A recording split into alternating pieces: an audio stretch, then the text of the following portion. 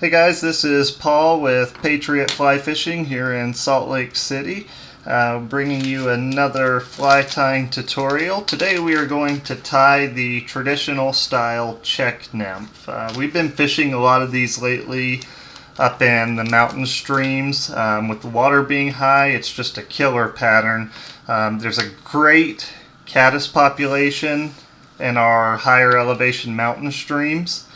So these things tend to work really well. They work good on the Provo for us. My largest rainbow trout came out of the lower Provo on this cream and pink variation here. So we are going to tie the green version today. I'm actually tying some up, getting ready for a fishing trip tomorrow, and figured I'd record it. So let's get started. We are going to start with a size 6 partridge Czech Nymph hook. I'm using the partridge because that's what I had right here. We will be selling our own in the next couple months. We're having some of these made, some Czech Nymph hooks, and we're doing some Teflon coated hooks as well. I know that that's been really popular lately, and I'm a big fan of them, so I figured we'd have some made and give them a try. So this is a size 6 for the partridge. Any other brand, it's going to be probably a size 8 or 10. So that's what we're going to use. Now for weight, this is a pretty heavy gauge hook. I know that bend looks like it's messed up, but it's not. That's how their hooks are. For weight, we're going to use lead tape. You can buy the traditional Zonker style lead here. This stuff isn't very heavy, so what I recommend is going to a good golf supply, or some tennis shops have it too, and getting high density lead tape. This stuff is piece for piece, it's probably 3 times heavier than the traditional Zonker lead. It's kind of expensive, but a roll of it will last you a long time. So now the one thing with this partridge hook is it's got a very long bend here, so we don't want to tie way down. We don't want to go any further down than about where my fingernail is right there. So I'm not going to put the lead that far down on the back. You want these things to have a really thin butt section. So if you use the Zonker lead, you might want to do 2 or even 3 layers of this foil. If you use the high density lead, then you can get away with just using 1 layer. I just broke that, so I'm going to have to add on a couple wraps here right at the front. This stuff is significantly thicker than the traditional stuff, so as opposed to pulling on it too hard and ripping it off the hook, I just cut it. I know my fingers are going to be in and out of the way. I'm still playing with how I'm going to keep my camera set up for this. And make sure that's secure there. We're going to wrap through it with some thread, so it doesn't really matter right now. And there we go. You know what? We'll do 1 more layer just so you can kind of see how to do it, because there is a technique to it. So what you want to do to keep that tapered effect to the body is you're going to come in about 1 section up. So like right here is where you're going to start this one. You're not going to start it right where the other one was. You're going to come in a little bit, and that's going to give it a tapered effect. So this thing's going to be heavy enough to use as a point fly in pretty much any water you'd ever encounter. So we're going to start it on the back there right above where we started the other one, and then we're going to stop it right above where we stopped the other one. And once again, I broke it, so we're going to stop there. This thing's going to weigh a ton. Thread, going to use UTC 140 and brown. The brown, since we're going to use a touch dub technique to cover the body, the brown thread kind of shows up, especially when it gets wet. gives it a more realistic look. So I'm going to bring this down to about right there. That's where the body's going to stop. And then I'm going to come back up and just kind of taper this in, build a little thread dam right there. And it's okay if it's not perfectly tapered just yet. We're going to have a lot of time to play with this and make it look all clean and smooth, because you technically do want it to be as smooth as you can possibly get it, but since we're adding materials on right now, still it doesn't matter. Do keep your thread flat as you're doing this. So if you need to uncord your thread a couple times, that's fine. For the rib, I'm just using 8-pound monofilament. You can use wire, but I like the look of the mono better. Plus, I think it's actually a little more durable than the standard UTC wire. This fly is pretty indestructible if you tie it right. Make sure you pull everything tight as you go. So I've still got that bump there, and I don't want to add any more bulk. So what I'm going to do is I'm just going to come in with my pliers and just kind of flatten that lead out. Just kind of make it to where it has a pretty smooth transition. So you can see that there. That's perfectly fine for me. Don't rush the head right there. Leave you a little bit of room. Alright, that'll work for now. Now we got to tie in the back. I use the tan scud back or the clear scud back on pretty much every color that I tie these in. And if I want the back to be a different color, I'll use a marker and make it whatever color I want. And we're going to color it anyway with the marker. So once again, I'm going to bring it down to where everything stops, just so it's very thin back there. I'm going to come back up.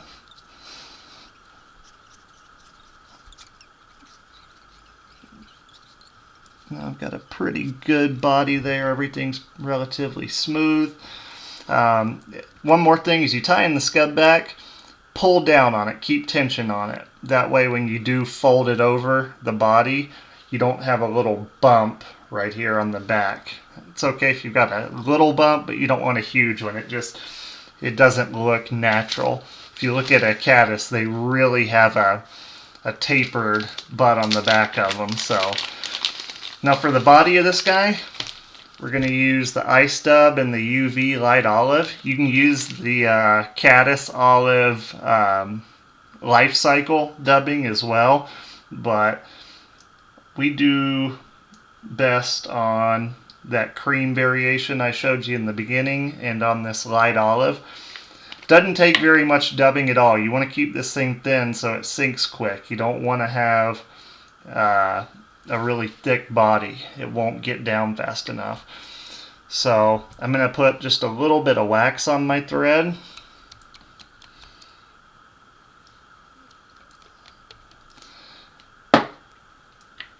And I'm going to use just like a touch dub technique. So basically what you do is you just come in here and just kind of preen out the dubbing just so it sticks easier and it separates. You don't get a huge ball of dubbing stuck in there.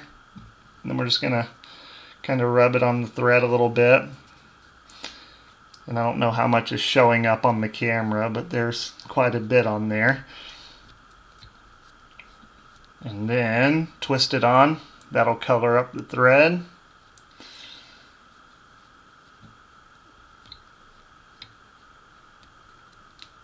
Now, what I'm going to do is I'm going to start working my way down to the back.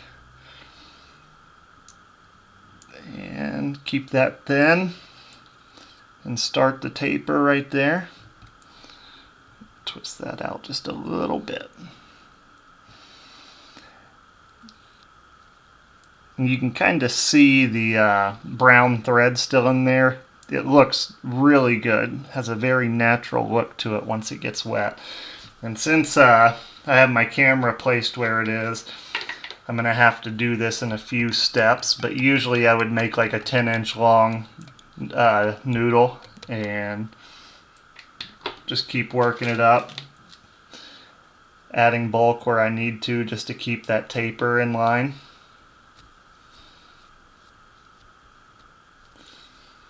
And we're going to use this green, or we're going to go up on the body with the green dubbing, the olive dubbing, about to the halfway point.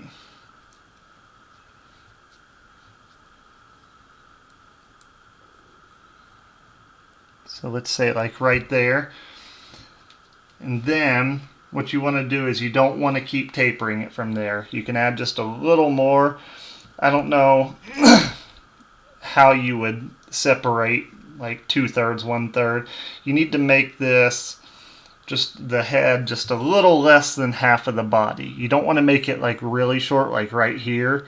It won't look natural. You won't be able to put that last little rib in there. But I don't know. Let's call that 2/3, 1/3 maybe. We'll say that's good enough. And then just go ahead and make a little dubbing loop right here. You can use the split thread technique. I don't like to because you have to be very precise with how much dubbing you put in there. Just doing a quick little dubbing loop is easier for me. Then I can just tie it off, and whatever the excess is, just snip it out of there. If you put too much on, if you do the split thread, then it's hard to take it out. And if you put too little on, then you have to do this, split the thread again and do all that. So just making a small dubbing loop about 3 inches long is much easier to me. So now for the head, we're going to use just the SLF spiky dub in the brown. You can use just like a natural color as well, and it looks good, but the brown is by far what we catch the most fish on. So that's what I'm going to do on this one. I'm tying these up because we're heading out tomorrow for a fishing trip, and where we're going, this fly just absolutely kills it. It's just up in a little mountain stream here in Utah. So we're going to take some video and I'll put it on our website or on YouTube. So I've got my little dubbing spinner on here. I just used the little Stomfo style dubbing twister, just a little spring loaded one. They can be a little finicky, but I like them for these smaller flies especially. We're going to cord this up pretty good. And if you have any bumps or lumps in it, just come in and just kind of pick it out. You want it to be relatively thin. It can be a little thicker than the body, but you want it to be relatively thin, but more so than that, you just want it to be even. If it's a little too thick, you can always brush the dubbing out. So, got it spun up there. Now I'm going to start building my head, and I'm going to get pretty close to the eye. You can see the eye right there. It's just barely peeking out. That's fine. On the ones that I sell, I take time and make sure that I don't crowd the eye and I don't have a bunch of dubbing around the eye just because it doesn't look good. It doesn't matter as far as fishing goes. But for my personal ones, I don't care. So what I'm doing here, just like tying off any material, go over it and then go in front of it, and that'll lock it in place. That'll make sure it doesn't move. So if you do have a bunch of dubbing around the eye like I do right there, just go ahead and trim it back. Just get it out of your way. Now take your fingers and just kind of brush everything back and just put a little bit of thread right there just to keep everything out of the way. So now I'm going to take my fingers and just brush what I can down, and then anything that's left on top, I'm just going to come in with my scissors and just clean it up.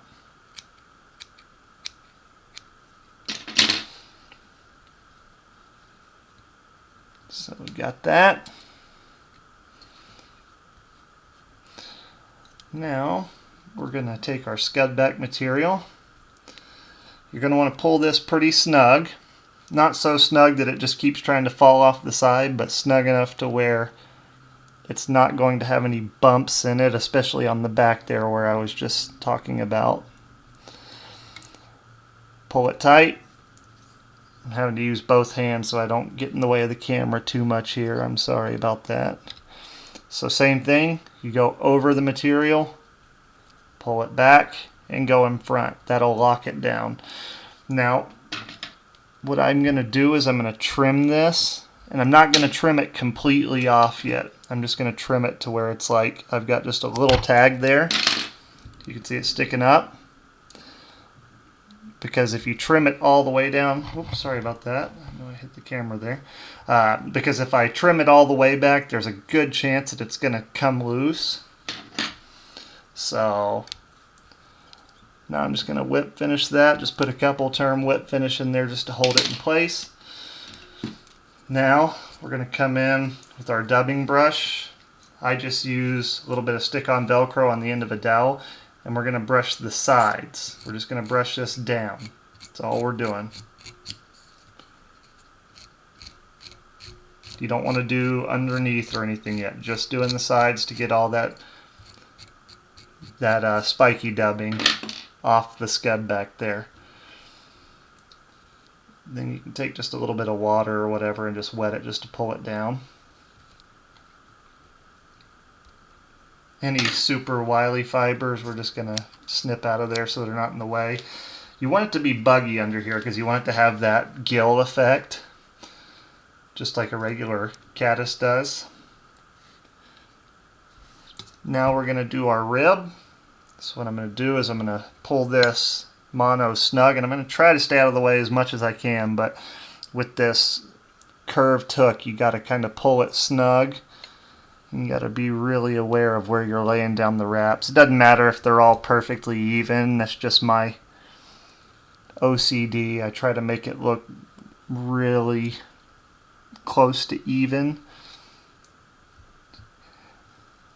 just so it has that natural look to it. So I've got it all up there. You want to try to stop right where the brown dubbing hits the olive, and then you're going to do just one right through the middle there of the brown dubbing. Kind of see that. I'm pulling this thing snug so it's making very pronounced ribs in the body here. And then just bring it up to the front, tie it off. So I'm just going over it like that, and then I'm going to do one in front of it to lock it all down. Good enough. Come in with my scissors, nick off the little tag. Go ahead and throw 4 or 5 turn whip finish in there. Try to cover up the tag on the thread there so it's not sticking out. And now I'm going to come in with my scissors and I'm going to trim this tag of the scud back off, and what I'm going to do is I'm going to nick it on this side, and then I'm going to come over here and I'm going to nick it on this side, just like that. Now it's all gone. So you can see that spiky dub gets kind of wily and it gets in the eye a little bit. Since this is my personal fly, I don't care. Like I said, if I were selling it to one of my customers, I would probably take time to clean it all up, but since I'm fishing it, it does not matter. Now I'm going to just snip off my thread. Now we're going to come in with the Loon water-based head cement. Put a dab of it on there, let it work in. Come around. It's okay if it gets in the dubbing a little bit. What you can do is just take a damp paper towel, since it is water-based, and just clean it all back out of there. So now we're going to take our brush one more time, brush the sides down. You can come underneath and clean that down too, or pull that down, excuse me, just so it has that gill effect to it. Looks like gills coming out the bottom of a caddis. I'm going to trim those up right there. Any wily fibers that are on top, just go ahead and trim those. Final step. You don't have to do this. I prefer to do this. I take a brown Sharpie and I'm going to color the top where the brown dubbing is. Try not to get it into the dubbing too much if you can avoid it. Stay on the scud back.